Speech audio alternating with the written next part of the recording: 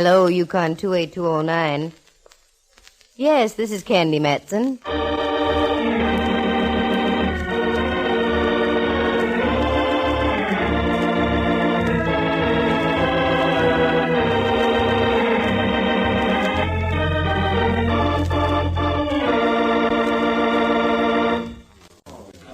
Eat that baby on the tree. Fix those dolly tracks. And look out for that cable, it's hot. Give me a hand with this thing. Mallard, what in the name of the San Francisco Police Department are you doing up here on Telegraph Hill? Working, Candy, in the name of the San Francisco Police Department. Here, with these people who are making the movie? Yeah, how about that? Me, a lieutenant in homicide, and I'm assigned to riding herd on these Hollywood characters. Oh, it's better than murder. I'll take murder any day. What are you doing around here? I did some shopping at Speedy's this morning. While I was pinching the avocados, they told me that there was a Hollywood gang over by Coit Tower shooting some scenes for a movie with a San Francisco background. They might just as well have stayed in the studio. They brought their own lawns, prop trees, fake bushes, the works. If it ever snowed up here on Telegraph Hill, they'd have brought some of that along, too. You've never worked in Hollywood, Mallard. Only God can make a tree, but Hollywood presumes to improve on them. What are they doing now? Just getting ready to shoot a scene, I think. Oh. They've been rehearsing it all morning. What's it all about, do you know? As far as I can figure, it's a story about San Francisco right after the gold rush. Look at all the costumes. Very authentic. Looks like they'd been shipped around the horn. By the way, Mallard, do you know who's in the picture? Some lush tomato named Cherry Dana and a Colorado boy, Buff Arnold. Arnold? Did you say Buff Arnold? That's right. Why? Oh, forgive me, Mallard, dear. I knew Buff Arnold when he didn't have a place to house in. He professed to carry a very warm torch for me. Aha. So that's why you so casually dropped by. Oh. An old flame, huh? Don't be ridiculous. I didn't even know the guy was here, let alone still in pictures. A likely story. All right, quiet, please. Let's have quiet. Quiet. This is a take. All set, Mr. Dix. We're ready. Good. Okay, Cherry, we'll roll this one. Take a chance on it. Just remember to keep up against those trees. We don't want any shots of those modern buildings below the hill. Oh, remember, Red. Where is my old pal, Buff Arnold, Mallard, dear? By me. Judging by what's been going on, he's not in this particular scene. All right, stand by. Roll 'em. Scene 47, take 10.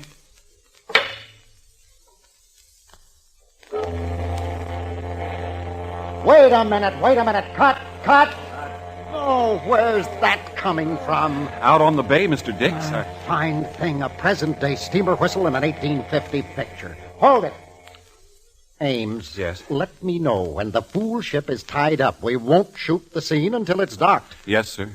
Darn it, I was hoping I'd see some action. Well, I'll give you some action. Come on, walk around with me, Candy. I'll show you all the sights. Sights like what, for instance, Mallard? Oh, all the lights they brought up here. They must have 1,000 of them. Undoubtedly to wash out the wrinkles on the leading lady's face. And talk about props. It must have taken a whole freight train to get them up here. Well, I have to have them. For instance, look, right up there. Where, Mallard? Up there, above. In that tree, hanging by their necks. Oh, Mallard! Don't jump like that, Cupcake. They're only dummies hanging from those ropes. 3 of them. They look so realistic. I must admit, they really do. I understand they use them in a scene where they recreate a lynching in Portsmouth Square. Recreate, did you say? Yeah. Maybe you're right. Take another look, honey bun. A good look at the one in the middle. What are you trying to... Fry me for lard. That one in the middle is no dummy. You're no dummy either, boy mine. How many times have you looked up there? Well, just a couple of times, but the last time I looked, the one in the middle wasn't an ex-human being. With that, I toss the whole thing in your lap, Mallard. I promote you back to homicide. Oh, why didn't these characters stay in Hollywood? 'Tis a bit of a shame, isn't it? Cluttering up our lovely Telegraph Hill trees with gently swaying corpses. Come on, Mallard. Let's give the director a slight touch of apoplexy.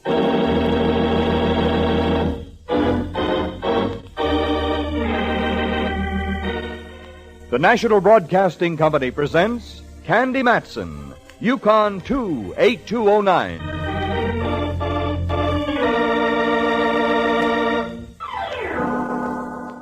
It's funny how sometimes when you're lazy and want to do nothing except live the good, pure life, trouble comes up and belts you over the head with a vengeance. Well, that's the way it happened to me. I'd just finished a deal that took me 3 weeks to crack. I made some good money out of it, banked it, and sat back to relax. But when I heard about the movie company on location on the other side of the hill, my curiosity got the better of me. As of that moment, my contemplated relaxation was at an end. Period. Paragraph. I literally walked right into trouble because there was Mallard and cut down. Okay, Mr. Dix. Take a good look at him. You recognize the gent? I recognize him, yes, but I don't know him. He was one of the extras we used in a scene yesterday. Did he come up from Hollywood with you? I'm pretty sure he didn't. I think he was hired here locally.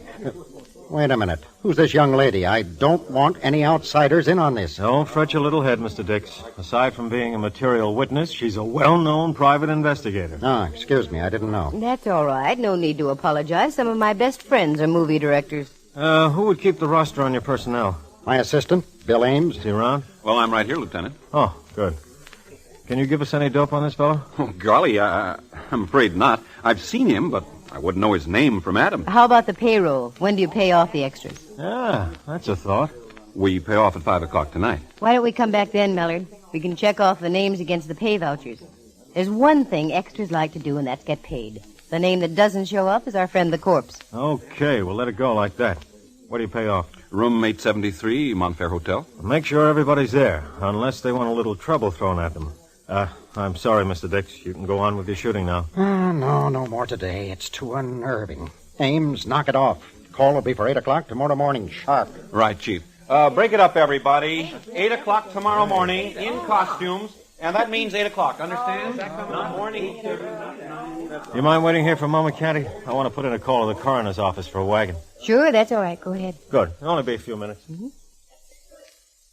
Mr. Dix, pardon me. Yes? Can you tell me where Buff Arnold is staying? What do you want with Buff Arnold, young lady? I used to know him when he was playing bit parts in Hollywood. Oh. Did you work in Hollywood? I did a little time down there, sitting around in agents' offices. You know, you're a sharp little cookie. Say, all of a sudden I've got an idea. I'll bet. No. On the level, believe me. I have a small part coming up that'd fit you to a T. Good-looking gal, wise, supposed to work in her father's store selling supplies to the miners. Can you act at all? I used to shoot a fairly sharp mess of dialogue. Do you live close by? Right over there, 1 block. Penthouse on the top. All the better. As soon as your policeman friend removes the deceased there, why don't we go over to your place and look at the script? You know something? I've got an idea that's the idea you had the idea about. Okay, I'll look at the script. But for your information, Mr. Dix, I'm interested only in playing a part in your picture. Mallard came back, and I told him what had developed with Dix. He shot me a look that had more question marks in it than a government income tax form. I assured him I could handle the situation, and he left with the body, still clad in its 49er prospector's outfit. Dix issued some final orders, took me by the arm, and we strolled over to my place. Charming, but positively charming. Thank you. What a gorgeous view. How long have you lived here, Miss... Oh, now, isn't that silly? I don't even know your name. Matson. Candy Matson. Candy Matson. Never have I heard a name match a personality so completely. I'm Reginald Dix. Just call me Reg. As you say, Reg. Would you like a drink? Oh, splendid. Soda highball? I think I can scrape one together. This is absolutely enchanting. I'm going to ask to make all my pictures in San Francisco from now on. I don't think you'd go wrong. Of course, it'd be a little rough if you were making a picture with an Indian background and needed shots of the Taj Mahal and the Himalayas. Oh, simple. I'd change it to the Ferry Building in Twin Peaks. Very good. Here you are, Reg. Thank you. I can use this after that messy discovery up there on that tree. Well, here's to crime. That's a charming toast. Now then, about this part you were speaking of, I don't even belong to the Screen Actors Guild anymore. Oh, a mere detail. I'll call the studio tonight and have them arrange your membership. As simple as that. You know, I think if some of your bright boys got together, you could win the war in Korea without half trying. Let's not be snide, my dear. Mm-hmm. Oh, excuse me a moment. Someone at the door. Certainly. Whoever it is, though, send them away. Yes, master. Hi. Hi. But now that we've established our highs, is there something I can do for you? I'm Cherry Dana. Is Mr. Dix here? Oh, why, yes. Would you wait here, please? I will not wait here. I want in. Now, just a minute. There you are, Ed. You have a short memory, haven't you? Cherry, what are you doing here? I'm having a conference. So I see. I hate to mention it, but this happens to be a private home, Miss Dana. I'll have to ask you to leave. Don't be boring. You lured my director up here, and I'm going to see that some little local wench doesn't put the squeeze play on him. Why, you pampered brat. Get out of here right now, or I'll show you how a local wench can back up words with action. Oh, now hold on here, both of you. Cherry, I resent this intrusion just as much as Miss Matson does, I'm sure. I'll bet. What about me? You said you were going to drive me back to the hotel. Oh, very well, it slipped my mind. Oh, I'm sorry, Candy. I dislike scenes of this sort. We'll discuss our business later. Good. I find now that I'm extremely interested. Good afternoon, Miss Dana. I'll see you later. I was so mad I was boiling. If I'd been a thermometer, quicksilver would have been streaming out of my ears. I did the most natural thing, took a shower, and little by little I simmered down. Actors and actresses are like anybody else. Most of them are darn nice people just trying to make a living, but one ham like Cherry Dana can ruin the picture. Just as I was getting dressed, the ferry building siren blew its top, indicating 4:30. I had to step on it if I was going to be at the Montfair at 5 in time for the payroll sequence with the extras. So I stepped on it and found myself in a minor mob scene outside room 873 at the Montfair Hotel. Mallard spotted me, grabbed me by the arm, and took me inside the room. I really didn't expect to see you, Candy. Why not? I thought perhaps you were discussing contract terms with Dix by now. Big Hollywood star and all that. Oh, Mallard, cut it out. All right, ladies and gentlemen, as I call out your names, step up fast and sign the voucher. Anderson, Robert, Apperson, Lou, Bennett, Bert, Beverly. I studied the faces as they stepped by the cashier's table set up in the room. They were all types. Anyone could have been a villain, a dance hall girl, a hero, an ingenue, or just plain extra. The roll call droned on in the background. The whole thing took about 10 minutes. And suddenly we were alone. Ames, the assistant director, the girl who had done the actual paying, Mallard, and myself. Well, that's it. Who's missing, Ames? You're in for a bit of a shock. How do you mean? Nobody's missing. Everybody listed on our payroll checked in and was paid off. What? That's right. Did you recognize every person who'd been paid off? I'm pretty sure I did. Well, this is a fine kettle of nothing. We have an extra who's working in the picture, and yet he isn't. So he ends up hanging by his neck from a tree on Telegraph Hill. Who was the Joker? The Joker, the one you can play wild. Are you sure they're all paid? Well, positive. Double-checked with their guild cards and signatures. Well, isn't this cute? Oh, excuse me, please. Hello? Yes, this is Ames. Oh, yes, Cherry. What? He's what? Great Scott.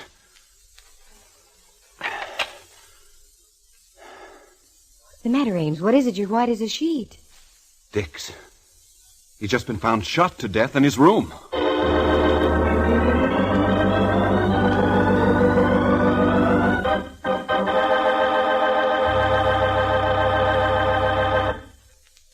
From San Francisco, the National Broadcasting Company is presenting Candy Matson, Yukon 28209.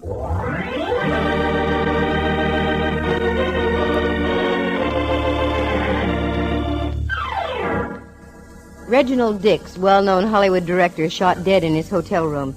We were looking for developments. We got them, but not the kind we expected.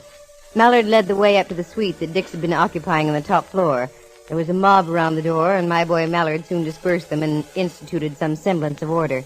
Dix was sprawled out on the balcony overlooking the bay, and an ever-widening pool of blood showed that he'd been hit in the chest. Cherry Dana was pacing the room, smoking a cigarette. Ames stood in the middle with his jaw flapping. And who should be in the room, too, but my old pal from my days in Hollywood, Buff Arnold.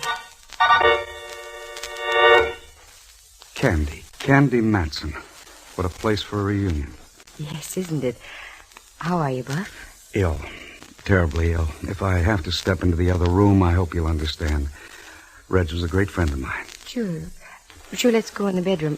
You look sort of green. Besides, I have a few questions I'd like to ask you, Buff. It's a deal. Anything to get out of here. Let's go. Wait a minute, Candy. Who is this guy? Buff Arnold, Mallard, the fellow I was speaking about. Where were you going? In there, he doesn't feel too good. The closest he's ever been to blood is a bottle of ketchup and color. Okay. Don't let him out of your sight. I have a flock of questions and need a flock of answers. As you say, Mallard, dear. And don't get carried away yourself. This the bedroom? Yeah.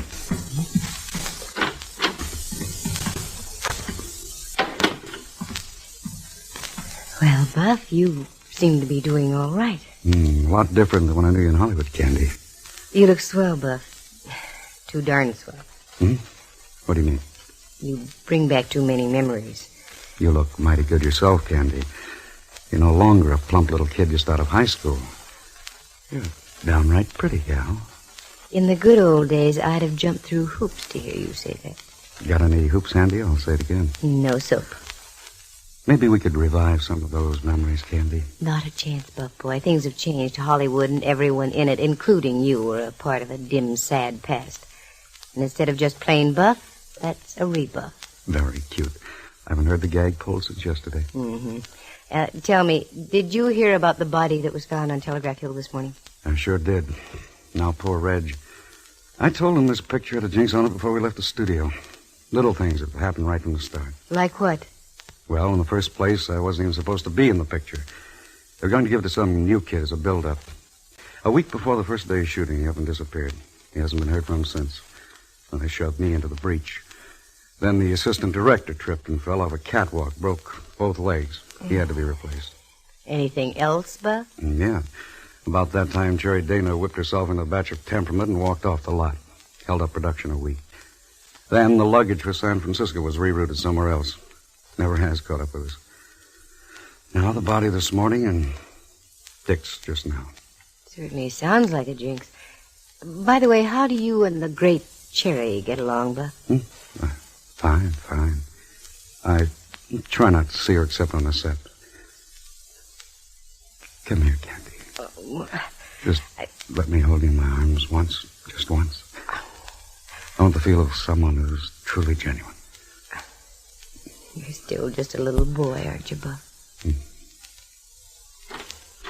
Okay, Arnold, I'd like to, Well, pardon me. I hate to break this up, but I want to talk to you, Mr. Arnold.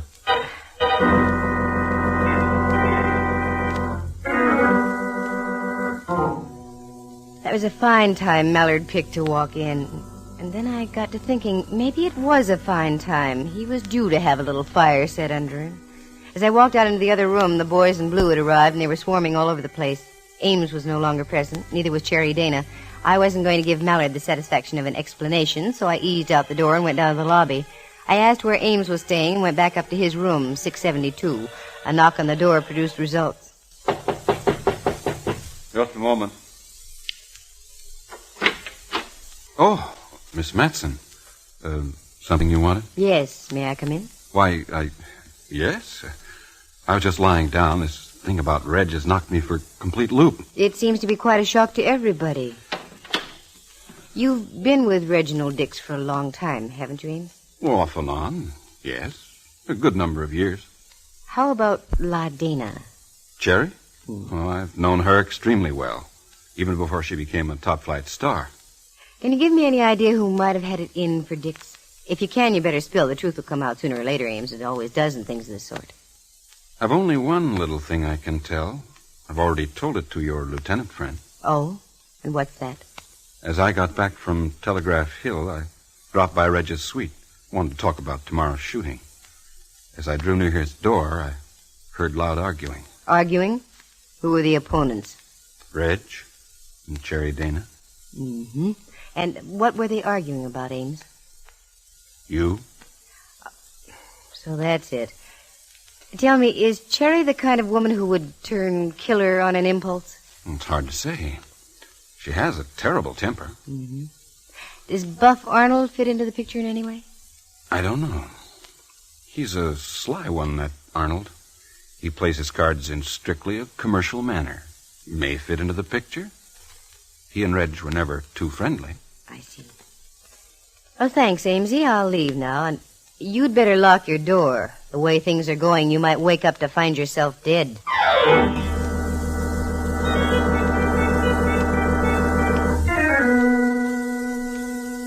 I went up to Cherry Dana's suite, but I drew a blank there, no answer.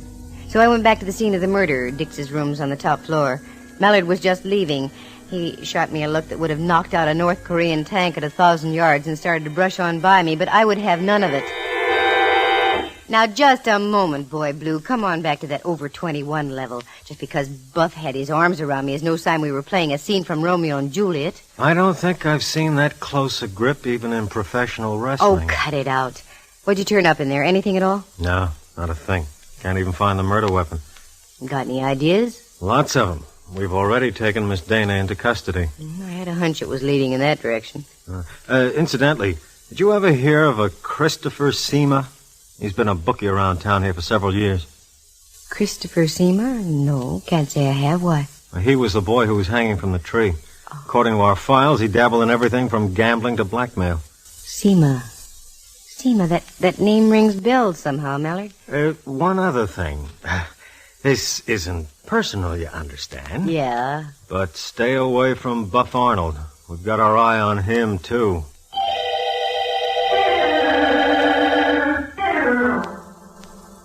Little things were suddenly clicking way back in my mind, awfully vague, but the old processes from years before were coming to life ever so slowly. Mallard had work to do, plenty of it, down at the Hall of Justice, work in which I was included out. I went outside on California Street, watched him get into a squad car with two of his men, and I waved him a goodbye. That was when I had another idea. Dix's suite. Cops were through with it. The body had been removed. But I had a hunch that was the key to the situation. Knowing the manager of the Montfair, it was no trouble at all to get a key to Reg's suite, and that's where I headed, up to the top floor. I let myself into the darkened room, closed the door behind me. With the lights of the city way below seeping through the balcony window, I found a place in back of the settee and sat down to wait and think. The balcony window being opened, the roar of the city traffic underneath came gently through and helped my thinking. And that's when it hit me. Seema. Several years before I had served my term in Hollywood, there was an actress named Vivian Seema. The same face as that of Cherry Dana. Now the clouds were beginning to lift, and at the same time the door opened in the suite and the silhouetted figure of a man entered the room.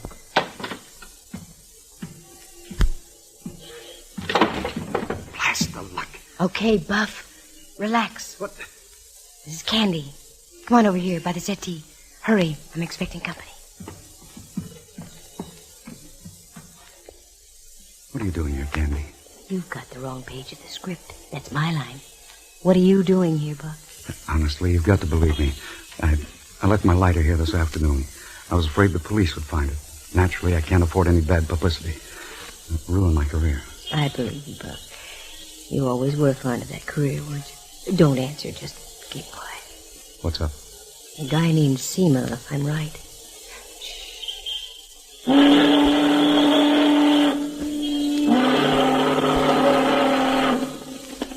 Since Reginald Dix didn't like him. Wait a minute. I think I hear someone coming along the hall.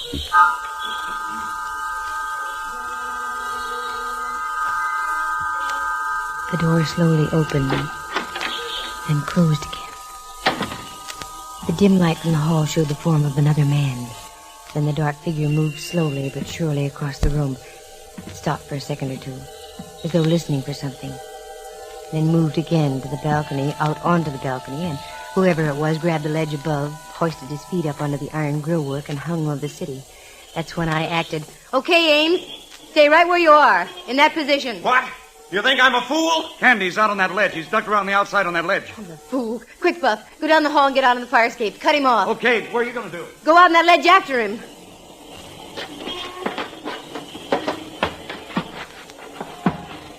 You better come back, Ames. You're cut off at both ends. Oh, no, I'm not. Not with this gun I've got.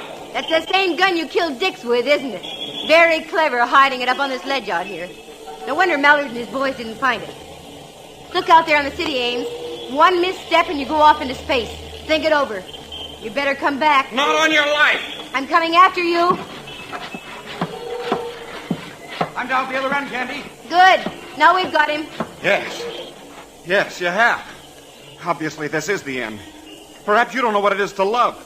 Perhaps you don't know what it is to be scorned. I do, painfully so. This is the end. But I'm not going to go alone. You're going with me, Miss Matson, like this. No, the recoil. It'll knock you right off the neck. Oh!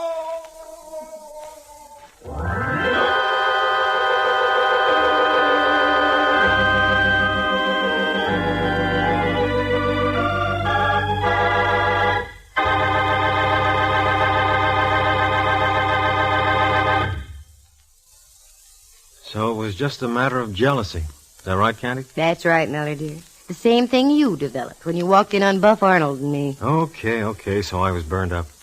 Tell me more. It was the name Seema that did it, Mallard. Do you know what that is?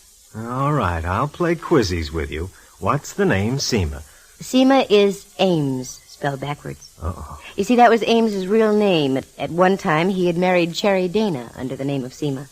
When she began to be big in pictures, she divorced him, but he carried the eternal torch. Silly, she wasn't worth it. Of course not. Because she collected men. Reginald Dix, not because she loved him, but because she was fading in pictures and because Dix was the only one who could keep her in front of the public. Logical. But what about the Seema hung up in the tree on Telegraph Hill? Uh-huh. There we have the plot. The Seema up in the tree was Ames's brother, a ne'er-do-well. The night that Ames arrived in town here, he looked up his brother, got a bit tight, and told him what he'd done. Caused the original leading man to disappear, shoved the original assistant director off a platform, breaking his legs. In general, did everything he could to sabotage the picture. Then he pulled the strings to get himself named as assistant director so he could be near Cherry. Love and jealousy. Mallard, I'll get to that in time. Cherry had vaguely promised that she'd remarry Ames. But when he saw his own brother was going to blackmail him, he went crazy. That's when he strung him up with the dummies in the trees. From there, it was just a step to knock off Reginald Dix and have a clear track for himself. I'll go back to what I said to begin with. Why did these characters from Hollywood have to come up here to San Francisco and louse up our scenery, as well as our police department? Oh, to heck with your police department. That's the last time I'm going to climb around a ledge hundreds of feet in the air. Not so strange. Buff Arnold was out on that ledge, too, wasn't he? Oh, Mallard, sometimes you make me so... That reminds me, I have a date tomorrow night. Sure, with Buff Arnold. No, that's tomorrow morning. I'm driving him down to the railroad station. Date for tomorrow night? With you, Mallard, dear. We're going to see a Roy Acuff movie. Oh, Candy. Roy Acuff. Monarch of all the cowboys. Yeah, monarch of all the cowboys. I'll see him with you. And if that isn't love, I don't know what is.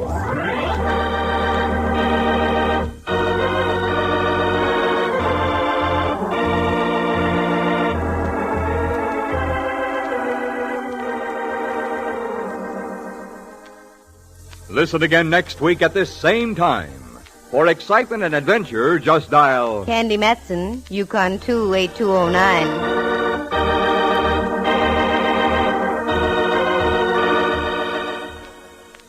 Heard tonight were Hal Burdick as Reginald Dix, John Grover as Ames, the assistant director, Mary Milford as Cherry Dana, Kurt Martell as Buff Arnold, and included in the cast was Ken Langley. Henry Leff plays the part of Lieutenant Ray Mallard. The program stars Natalie Masters as Candy and is written and directed by Monty Masters. Sound effects are created by Bill Brownell, and Eloise Rowan is heard at the organ. The characters in tonight's play were entirely fictitious. Any resemblance to actual people is purely coincidental. Tonight's engineer was Clarence Stevens. The program came to you from San Francisco. Dudley Manlove speaking. This is NBC, the National Broadcasting Company.